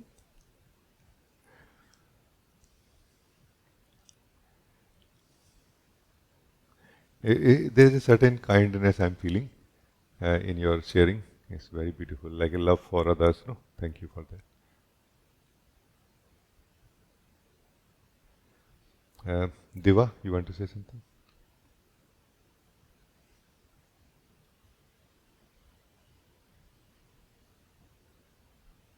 Namaste, Rajee. Namaste. I wanted to, you mentioned about addiction and attachment to experiencing. And I feel that lately I've been feeling this, recognizing this a lot, that most through this entire length of living, both the life they call the worldly life and the spiritual life, I found that to me what came natural, it all felt as if there is an addictive pattern, or there is an addictive pattern, and also there is this attachment to experience either the world or the spiritual experience more. So how does and I also found them to be almost the same, because attachment to experience, to me it felt as if it is already addictive. It's being an addict, being attached to some experiences, it's addictive behavior. So how does one find that how does one find that balance where one doesn't fall into the trap of addiction of any form, not just about the worldly or the spiritual, or in general, even for our daily routines, I find myself to be attached to experiencing, and often I also feel that there is boredom following that.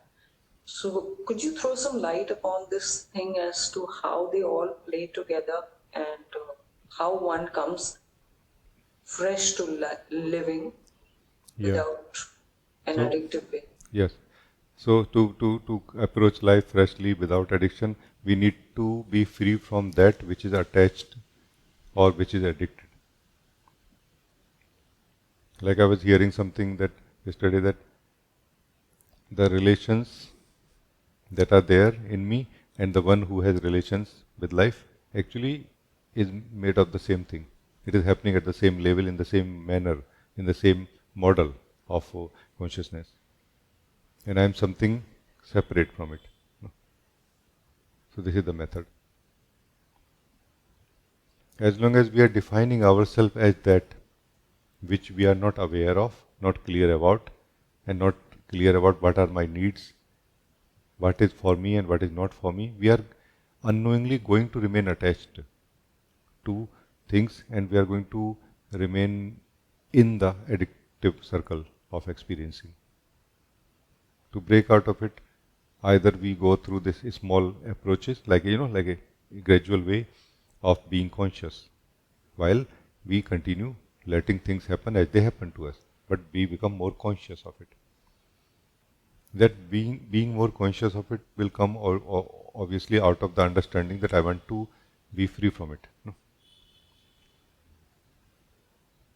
But the best way I found is to discover who we are, to get out of this whole circle basically.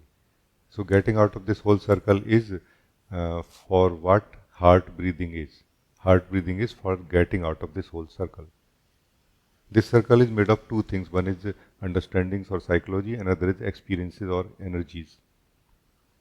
And the heart breathing will get us out of both, into the purity of our own being, into our existence, and where we start being introduced to who we are in the very actual existential way, where we have that kind of newness and freshness of our soul. Once we get once we develop taste for this truth of who we are, we lose interest in that old model anyway. And that is basically end of that circle. Because as long as we are attending that addictive manner, we are fueling it also. We are giving life to it also. We are giving energy and strength to it also, which makes it difficult for us to leave it. It remains sticky. It is able to pull us into it. So we somehow have to stop living it in some way. But in the practical life, since it is not possible, that's why we have a very clear activity called living myself, while I continue let myself live in the practical life. And I don't bother about it right now. But once I get established into this purity of my being in the heart, in the soul, that time now I will start approaching it. So what basically is the kind of steps of awakening, you can say, or phases or things which are involved in the awakening, is that recognizing ourself and living ourself beyond this circle, complete circle, not part of it, whole of it, complete whole of this circle, just out of it, into the purity of our own being, living our purity, recognizing our purity of the soul, getting established into it fully. Then from here, living this circle again, approaching it. What is this circle? What to do about it now? And this circle will not be there anymore that time, but energies are still there, and the memory of the energies is still there in the psychology also, in the emotionality also, in understanding of the mind also, and they will be reformed somehow, like a transformation or rewiring of things takes place here. But this time with a clear understanding that I am that pure being, that new being who want to live life in this new way, in the manner of freedom, where I can live when I want to, and I can stop living anything when I don't want to, so that I can just remain as myself, in myself, without trying to experience anything. And that model cannot be achieved unless lot of basic rewiring takes place in the body mind.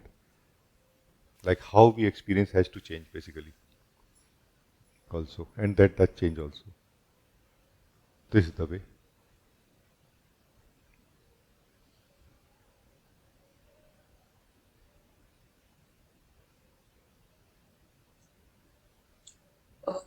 So, Rajee, the way I hear it is that um, recognizing the purity of our soul, and the way to do it, I heard, is that I actually experimented with that, and I feel that's where I started to see the breath, the how slowing down into the breath and just helps me sit also, and I can see things in a more clearer way. So what you're saying is the way of experiencing, the ground of experiencing, the way we experience. And what I noticed is that the experiences already, I've been aware of the some of the way of experiencing have already revealed themselves to be absolutely unnecessary or invalidated with life experience, or just pausing a life for a little while. Everything is like it's right there in front of me, and however, also the energy has a certain way to flow and execute them. But what you just mentioned, that the way of the break the way of experiencing, or the change the experiencing, something like to that effect. What I'm saying is that remain. Um, What I'm saying is remain out of this addictive circle of experiencing as long as you can, and this is achieved through heart breathing, or just sitting, or just seeing. Because the longer you stay out of it, the less energy you give to it. And also, while you are out of it, you start getting the strength of your soul. You start remembering who you are. This is what happens.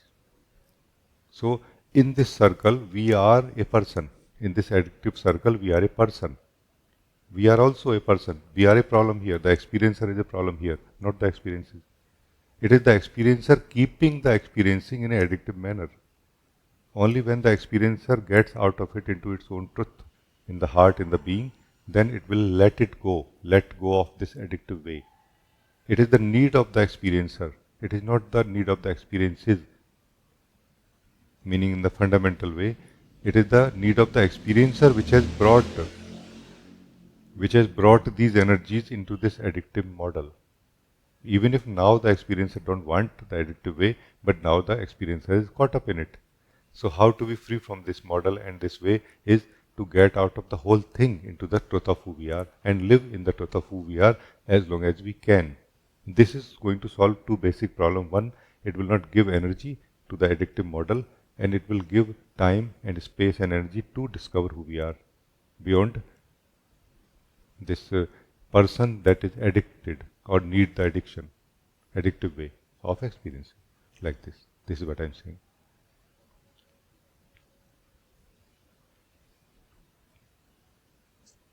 yeah, Rajee, I got it. Yeah. Good, good. Thank you. Thank you, Rajee. Thank you.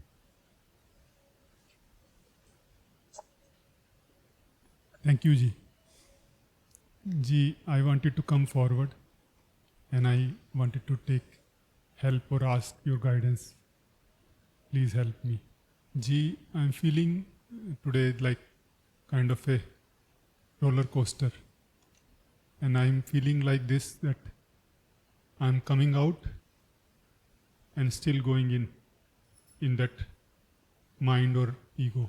So I realized before raising hand that actually I'm not coming out, I'm still with the mind, same loop going on. So Yeah. I don't want to stay in this loop. And Yeah. Actually, we don't come out or we don't go in when we are in the truth of who we are. Only when we are in the mind, then we do journeys, we go in, we go out, we develop, certain strength, or we lose certain strength also. True. Did you try to do heart breathing right now? Or would you like to try to do it right now to see whether it works or not? So do it right now and report to me.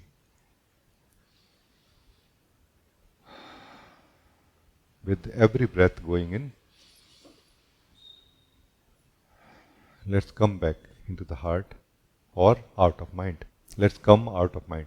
With every breath going in, we come in the heart. When the breath is going out, we simply don't move. We let the breath go out.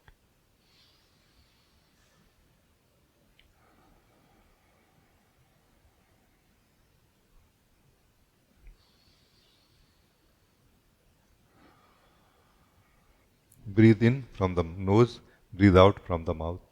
Also can help. If it is not convenient, you can continue breathing as usual.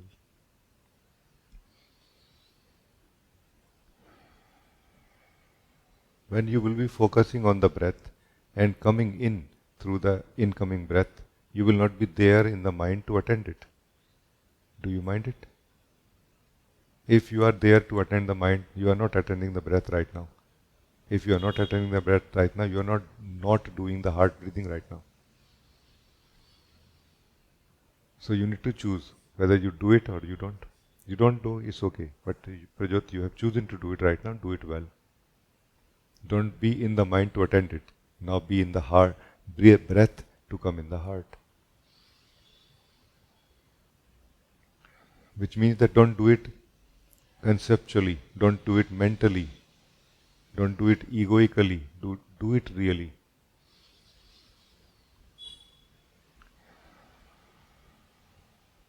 Whole of you will get out of mind. Whole of you will get out of ego right now.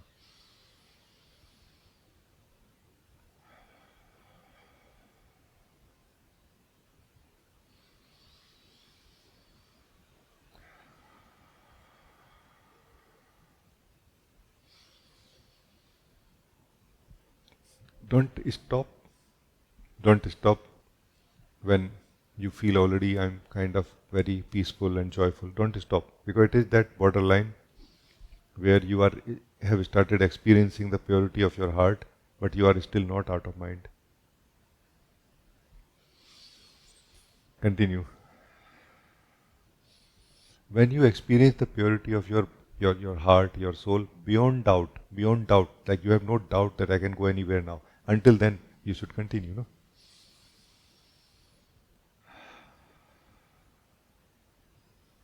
But right now, it can be very, very fast.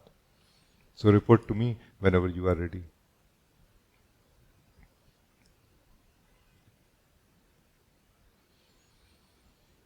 Until then, we all continue doing this. Eyes closed or eyes open, heart on the heart or not, we just continue doing this, no?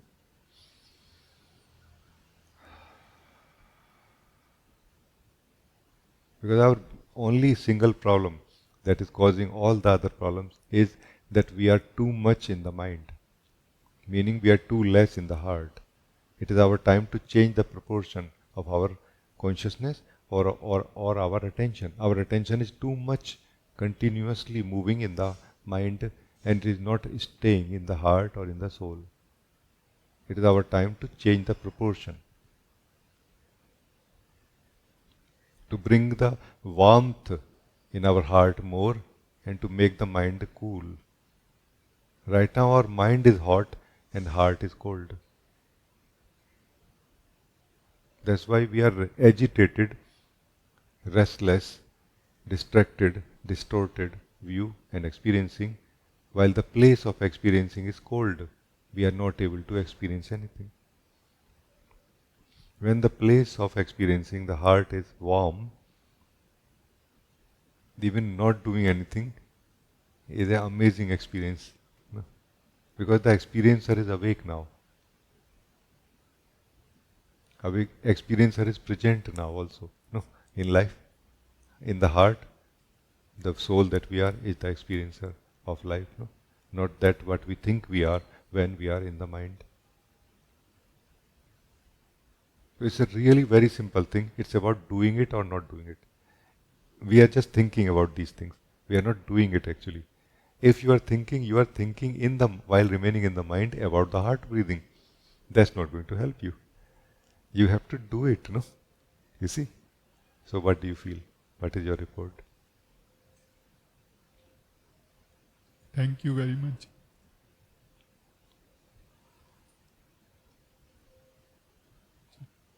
I'm feeling very much joy and silent, or can't say silent, like grounded. Do you have any complaint, problem from life right now? No? Yeah, this is the right state of being.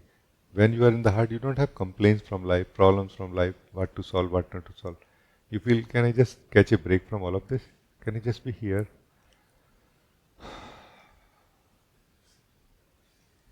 Can I just be here? Can you just let me be here, Rajee?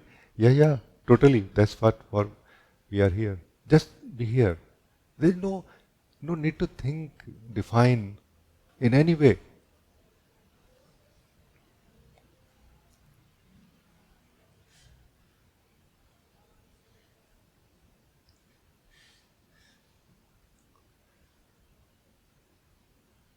The one who is present in the heart is living itself now. No? You are living yourself. No? It's an actual thing. You are not thinking about yourself. No?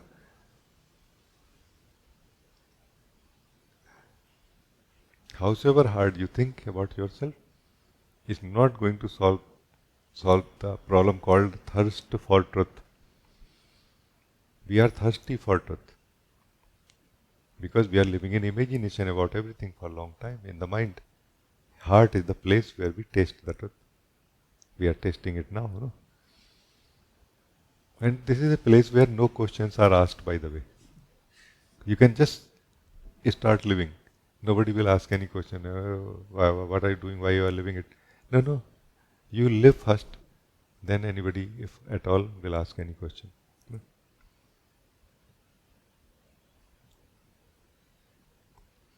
The more you are living this truth, this joy, this bliss of your own being, the more actually you are remembering who you are.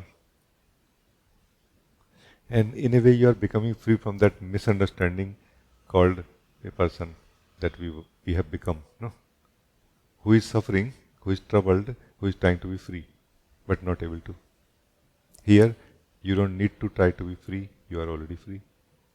You are not troubled, you are joyful. No.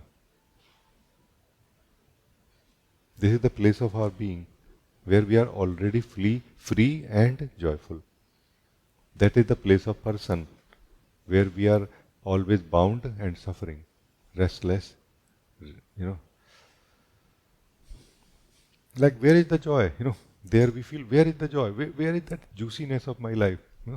And it is there, juiciness of life is there, not in the things, but in the being, in the experience.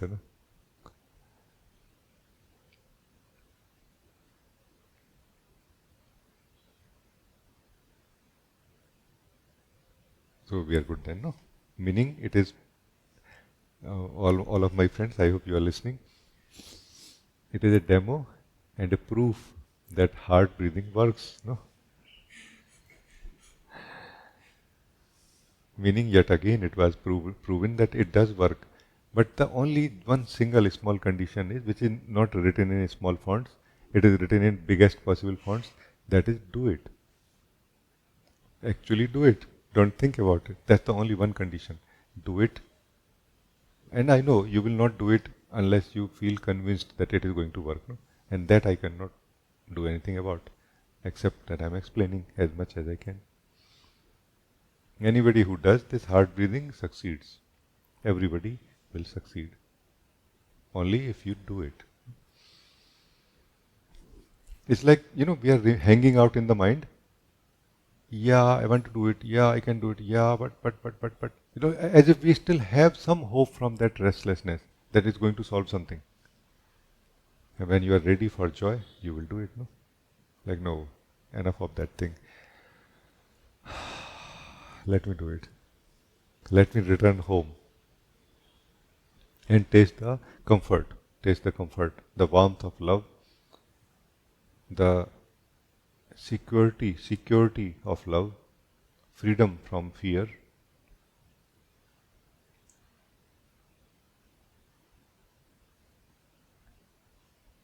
The experience of the taste of joy, which lasts actually for so long, even if you taste it for a few minutes. That it redefines your whole way of looking at life and experiencing it. The demands from life are very different now. You don't want to change things so much. Kind of let them be the way they are flowing. I just want to look from a distance. I don't want to come too close. I'm kind of in a more, pure, free, joyful space of my own being, which I don't want to lose. You see what I mean? It's a very different way of living life. This is the way of the soul. But thinking about these things is not going to help really. And you decided finally to not think about these things but do something about it. This is just one of the practices. There are many other ways. No? Find some way, get out of mind, into your heart, into your soul, be blissful again.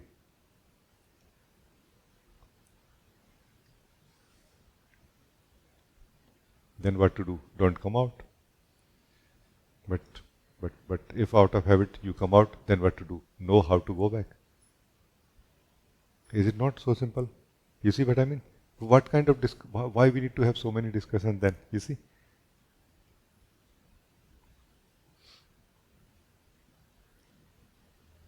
Let us live the joy and truth of our soul, and then have all type of discussions. No? Not because we are discussing so that, you see my point? I mean, even for that also it is worth. No? But we are just discussing while not living the truth is not okay, I feel. No? So please be aware of it. Thank you. I think you took the right call at the right time. Thank you. So it's very, very good. I think it's a good time. We are going to, I'll take your leave now, all of you. Once again, my best wishes. May Lord always, always bless you and keep you in the clear understanding of what is, the right place of being. Thank you. Thank you.